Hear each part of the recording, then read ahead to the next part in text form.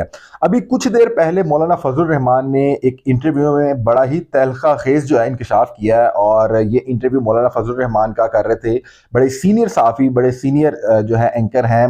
नदीम मलिक साहब। उनके इंटरव्यू में मौलाना फजल रहमान ने ये इंकशाफ किया है कि 9 अप्रैल 2022 में जो तहरीक अदम एतमाद लाई गई, उसके पीछे जनरल जो रिटायर्ड कमर जवेद बाजवा और जनरल रिटायर्ड फैज़ हमीद साहब थे। उन्होंने कहा कि मैं तो तहरीक अदम एतमाद के हक में ही नहीं था। उन्होंने कहा कि मेरा ज़ाती तौर पे ये ख्याल ये था कि हम एक तहरीक चलाएं और उसके नतीजे में इमरान खान साहब की हुकूमत को गिराया जाए। लेकिन उन्होंने कहा कि मेरे पास जो फैज़ हमीद साहब हैं वो आए और उन्होंने कहा कि आप सिस्टम में रह के कोशिश करें, और कहते हैं मैंने उनको बाकायदा तौर पर इनकार कर दिया क्योंकि मैं तहरीक अदम एतमाद के हक में नहीं था। उन्होंने कहा फिर उसके बाद होता क्या है कि आहिस्ता आहिस्ता जो पाकिस्तान तहरीक इंसाफ की हमायत याफ्ता जो ये जमातें थी, जिनके पास जो इत्तेहादी थे, वो टूटना शुरू हो जाते हैं। जो बलूचिस्तान अवामी पार्टी हैं और दीगर जो उनकी MQM है, ये आहिस्ता आहिस्ता टूट के ये दूसरी तरफ आने लग जाते हैं, और मुझे आगे कहा जाता है कि भैया हमारे पास तो अक्सरियत आ गई है। उन्होंने कहा कि मैं उस वक्त भी तहरीक अदम एतमाद के हक में नहीं था, लेकिन इनका साथ देने की एक अहम वजह यह थी कि अगर मैं उस टाइम इनका साथ ना देता तो ऐसा एक तासुर पैदा हो जाता है, या इनको महसूस होता है कि शायद मौलाना फजल रहमान की वजह से इमरान खान साहब की हुकूमत बच गई है। नाज़रीन, कल जो पाकिस्तान मुस्लिम लीग नून पंजाब के सदर है राना सनाउल्लाह साहब, उन्होंने एक इंटरव्यू में ये इल्ज़ाम लगाया था कि मौलाना फजल रहमान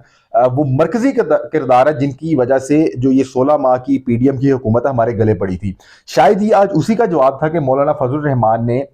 नदीम मलिक साहब के इंटरव्यू में बाकायदा तौर पर इसका जो है ये जो इल्ज़ामात लगाए गए पाकिस्तान मुस्लिम लीग नून की जानिब से, उनकी तरदीद करते हुए बताया कि भाई मैं तो तहरीक अदम एतमाद के हक में ही नहीं था। ये जो तहरीक अदम एतमाद, ये तो पाकिस्तान पीपल्स पार्टी इस पर काम कर रही थी, मैं तो इसके बिल्कुल हक में नहीं था। मेरे पास तो रिटायर्ड कमर जवेद बाजवा साहब और जनरल फैज़ हमीद साहब मेरे साथ राब्ते में थे, और वो जो है उनकी ये स्ट्रेटेजी थी। जो वहाँ पे मौजूद नदीम मलिक साहब जो सीनियर साफ़ी हैं, उन्होंने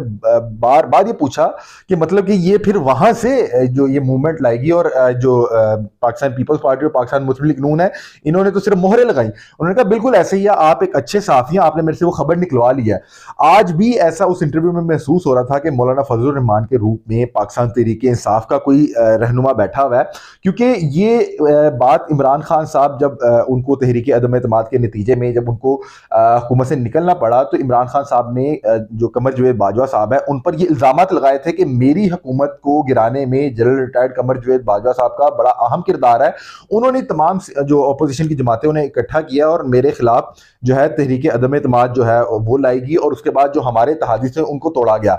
आज मौलाना फजल रहमान ने उस बात की तौसीक कर दी है कि किस तरह से ये तहरीक अदम एतमाद लाई गई। और नाज़रीन, इसके अलावा भी बड़ी अहम डेवलपमेंट्स ये हैं कि अब से कुछ देर बाद जो है पाकिस्तान तहरीक इंसाफ का 5 रुकनी जो वफद है, वो बैरिस्टर गौहर की जो सरबराही में मौलाना फजल रहमान से मुलाकात करेगा। इनके आपस में राब्ते हो गए हैं, और आज जब ये हम वीडियो रिकॉर्ड कर रहे हैं, अभी तक तो मुलाकात नहीं हुई, लेकिन शायद आप जब ये वीडियो देख रहे हो तब तक जो मौलाना फजल रहमान है उनके साथ मुलाकात होगी हो। आज सुबह इमरान खान साहब से जो पाकिस्तान तहरीक इंसाफ के बहुत से रहनुमाओं की मुलाकात हुई। उस मुलाकात के बाद सबसे पहले जो असद कैसर साहब हैं उन्होंने आके प्रेस कॉन्फ्रेंस की, और उसमें उन्होंने बताया कि उनका जो पाकिस्तान तहरीक इंसाफ की जानिब से जो वज़ीर का उम्मीदवार है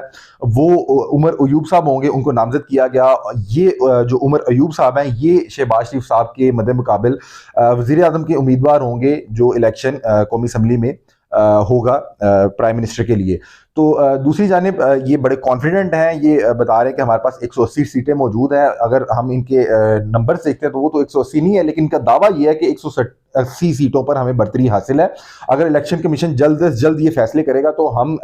सादा तौर पे वाज़े अक्सरियत के साथ हुकूमत बनाने में कामयाब हो जाएंगे। असद कैसर साहब ने इसके अलावा दीगर भी बताया कि इमरान खान साहब जो है एहतजाज की कॉल दे रहे हैं, और असद कैसर साहब की उन्होंने जिम्मेदारी लगाई कि जितनी भी जमातें हैं उनके साथ आप जो है राब्ता कायम करें, और जितनी भी जमातों को ये महसूस हो रहा है कि इस इंतखाबात में धांधली की गई, नताइज बदले गए, उनके साथ मिलकर एहतजाज करेंगे। असद कैसर साहब ने उस टाइम एहतजाज का जो कॉल तो दे दी, लेकिन उन्होंने कहा कि अभी जो टाइम है वो इमरान खान साहब शाम को ये बताएंगे। उसके बाद जो बैरिस्टर गौहर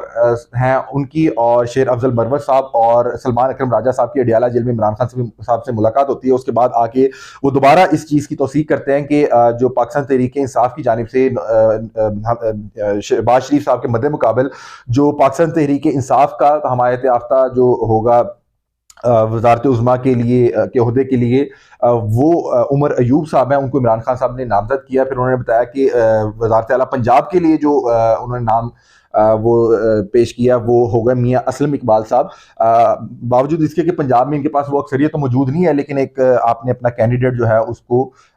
उस ओहदे के लिए खड़ा करना होता है। तो मियाँ असलम इकबाल साहब को पंजाब की वज़ारत आला के लिए नॉमिनेट किया इमरान खान साहब ने, जो कि एक बड़ा एक अच्छा मेरा ख्याल है फैसला, क्योंकि मियाँ असलम इकबाल बड़े एक कॉम्पिटेंट आदमी है। उसके अलावा उन्होंने बताया कि जब सुबह असद कैसर साहब ने कहा कि मुझे ये जिम्मेदारी दी गई है कि तमाम सियासी जमातों से इत्तेहाद के लिए मुलाकातें की जाएँ, तो उसके बाद शायद एक तासुर फैल गया कि शायद पाकिस्तान तहरीक इंसाफ जो है पाकिस्तान पीपल्स पार्टी से बात करना चाह रही है, और पाकिस्तान पीपल्स पार्टी के साथ, क्योंकि अभी जो इनके पास नंबर मौजूद हैं उसके मुताबिक पाकिस्तान तहरीक इंसाफ हुकूमत बनाने में कामयाब नहीं हो सकती।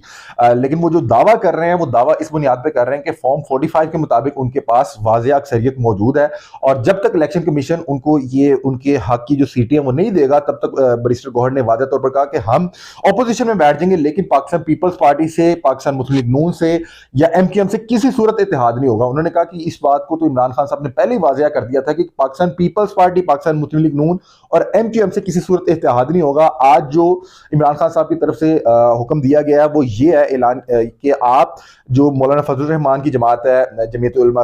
इस्लाम फे, उनके रहनुमाओं से बात करें, उसके अलावा एएनपी से बात करें, उसके अलावा जमात इस्लामी से बात करें। एएनपी ने बहरहाल जो है पाकिस्तान तहरीक इंसाफ के साथ मिलकर जो एहतजाज का हिस्सा बनने से इनकार कर दिया। उन्होंने कहा कि भाई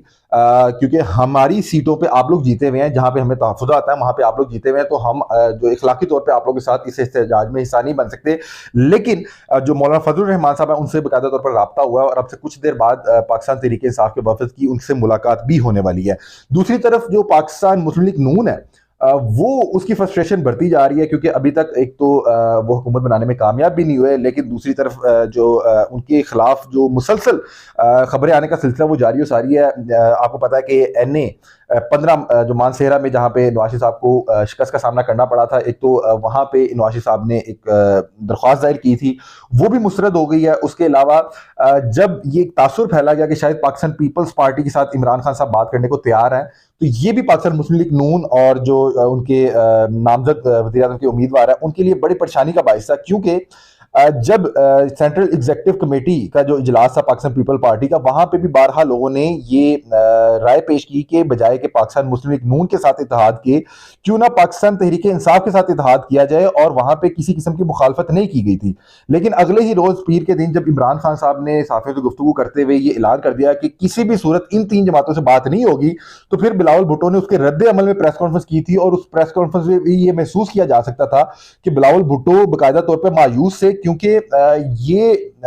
महसूस किया जा सकता था कि पाकिस्तान पीपल्स पार्टी की जो क़यादत है वो पाकिस्तान मुस्लिम लीग नून के साथ बैठने से ज्यादा पाकिस्तान तहरीक इंसाफ के साथ पार्लियामेंट में बैठने में जो इंटरेस्टेड है। लेकिन जब पाकिस्तान तहरीक इंसाफ के बानी चेयरमैन की जानिब से ये वाज़ेह तौर पर ऐलान कर दिया गया कि भाई हम आप लोगों के साथ बात नहीं करेंगे, आप लोगों के साथ नहीं बैठेंगे, तो फिर जो पाकिस्तान पीपल्स पार्टी है उनकी क़यादत ने मजबूरन पाकिस्तान मुस्लिम लीग नून के वज़ीर आज़म के ओहदे के लिए जो नामजद उम्मीदवार हैं उनकी हमायत का ऐलान किया है, लेकिन फिर भी वो वफाकी हुकूमत का हिस्सा नहीं बन रहे। मुश्किलात इसलिए भी मजीद बढ़ रही हैं कि आपको पता है कि पाकिस्तान मुस्लिम लीग नून को जिस अंदाज में फैसिलिटेट किया गया, फैसल वाडा की वो बात याद आ गई कि पाकिस्तान मुस्लिम लीग नून अगर दौड़ में अकेले भी दौड़ेगी, मतलब कि रेस में अकेले भी दौड़े, तो दूसरे नंबर पर आएगी। आप देख लें इनको किस तरह से यहाँ पे वापस लाया गया, किस तरह से इनको यहाँ पे प्रमोट किया गया। अभी जो है मरीम नवाज साहिबा वज़ीर आला नहीं बनी, IG साहब ने आज उनसे मुलाकात की है, फिर वहां पे चीफ सेक्रेटरी साहब ने उनसे मुलाकात किया है, 10 मजीद सेक्रेटरी साहब ने मुलाकात किया। अभी वो देखें कि वज़ीर आला जो है नामजद हुई हैं, अभी वज़ीर आला का ओहदा उन्होंने उठाया नहीं है, हल्फ नहीं उठाया, लेकिन फिर भी उन्हें किस तरह से फैसिलिटेट किया गया है, उनको किस तरह से वज़ारत आला का जो प्रोटोकॉल है उसको दे दिया गया है। दूसरी तरफ जिस तरह से नवाज शरीफ साहब को लाया गया, जिस तरह से एक तासुर पाया जा रहा था कि इनको वाज़ेह अक्सरियत दी जाएगी, चौथी बात वज़ीर आज़म बनेंगे, इलेक्शन से पहले फट्टे चला दिए गए अखबारों के फ्रंट पेज पे कि वज़ीर आज़म नवाज शरीफ साहब, लेकिन ऐसा कुछ भी नहीं हुआ। इनको इस पूरी रेस में फैसिलिटेट भी किया गया, ये अकेले दौड़ते भी रहे, फिर भी दूसरे नंबर पे आए। 65 सीटों के साथ इन्होंने जो है विक्ट्री स्पीच कर ली, जिसके बाद ये सारे परेशान हो गए कि भाई 65 सीटों के साथ आपने किस तरह विक्ट्री स्पीच कर दी है, और जो इनका पाकिस्तान पीपल्स पार्टी के साथ इत्तेहाद हुआ है उसने इसको मजीद मुश्किलात में डाल दिए। ये बहरहाल वज़ारत उज़्मा की सीट कुछ दिनों के लिए लेने में कामयाब तो हो जाएंगे, लेकिन इनका वज़ीर-ए-आज़म रोज जब रात को सोएगा वो इस परेशानी में होगा कि हो सकता है ऐन मुमकिन है कि सुबह तक पाकिस्तान पीपल्स पार्टी नाराज होगी और अपनी सपोर्ट खींच ले और कोई साहब आके बताएंगे भैया अब आप वज़ीर-ए-आज़म नहीं रहे, क्योंकि आपने मुश्किल फैसले करने हैं। आप जब साथ चल के यहाँ पे अभी तो आपने कहा कि हमने मिल बैठ के हुकूमत चलाने का फैसला कर लिया, लेकिन जब आप हुकूमत चलाएंगे तब इख्तलाफात भी होंगे, जब इख्तलाफात होंगे तो तब पता लग जाएगा, जब पाकिस्तान पीपल्स पार्टी जो है अपनी सपोर्ट खींच लेगी, आपका तो वज़ीर-ए-आज़म हवा में रह जाएगा। ये पाकिस्तान पीपल्स पार्टी इसी तरह कर रही है कि उन्होंने सीढ़ी लगा दी है, शहबाज शरीफ साहब वज़ीर-ए-आज़म के तौर पे ऊपर चढ़ जाएंगे, ये पीछे से सीढ़ी लेके भाग जाएंगे। क्योंकि भाई 5 साल का मतलब है कि 1500 से ज़ायद दिन रोज आपके किसी ना किसी चीज पे बहस होनी है, इख्तलाफात होने हैं, और वहां पे ओपोजिशन के रूप में पाकिस्तान तहरीक इंसाफ सबसे बड़ी जमात मौजूद होगी, जो ये फैसला करके आई है कि उसने आपको तिगनी का नाच नचाना है, क्योंकि आपने उनके साथ जो किया है वो आपको किसी भी सूरत फ्री ग्राउंड नहीं देंगे। और आपके पास ऐसा नहीं है कि आप चंद कोई आजाद उम्मीदवारों को मिला के आपकी हुकूमत बनाने के लिए कोई 4-5 लोग आपको रिक्वायर्ड है। भाई आपके पास 70 या 75 सीटें हैं और आजाद उम्मीदवार मिला के 80 सीटें हैं, और आपको पीपल्स पार्टी की जो 54 सीटें हैं उनके अलावा आप हुकूमत बनाने में कामयाब नहीं हो सकते। तो बहरहाल पाकिस्तान मुस्लिम लीग नून की फ्रस्ट्रेशन भर रही है, क्योंकि पाकिस्तान जो तहरीक इंसाफ है उन्होंने बाकायदा तौर पे इत्तेहाद का जो सिलसिला है वो शुरू कर दिया। पार्लिमानी कमेटी का पहला इजलास भी हो गया, और जिसकी सदारत आज जो है बैरिस्टर गौहर कर रहे थे, और बाकायदा तौर पे इत्तेहादियों से मिलकर हुकूमत बनाने और जो एहतजाज है उसकी जो उस सिलसिले में बातचीत शुरू हो गई है। उसके अलावा इमरान खान साहब ने एहतजाज की कॉल दी है, और एहतजाज की कॉल बताया गया, पहले असद कैसर साहब ने बताया कि एहतजाज की कॉल दी है, फिर उसके बाद बैरिस्टर गौहर साहब ने बताया कि हफ्ते के रोज 12 बजे मुल्क गिर एहतजाज की कॉल दे रहे हैं, और ऐन मुमकिन है इस एहतजाज में मौलाना फजल रहमान भी शरीक हो जाएं। और ये एहतजाज पता नहीं पाकिस्तान को किस तरफ लेके जाएगा, क्योंकि मोहसिन नकवी साहब जो इस टाइम निगरान वज़ीर आला है, उन्होंने कुछ दिन पहले एक अजीबोगरीब सी प्रेस कॉन्फ्रेंस की थी। उन्होंने कहा कि यहाँ पे 9 मई की तरह की तर्ज का कोई उस तरह की प्लानिंग हो रही है, और हम किसी को इस तरह एहतजाज की इजाज़त नहीं देंगे। बहरहाल पाकिस्तान तहरीक इंसाफ के जो कायदीन है उनकी जानिब से बार बार ये कहा गया कि आपने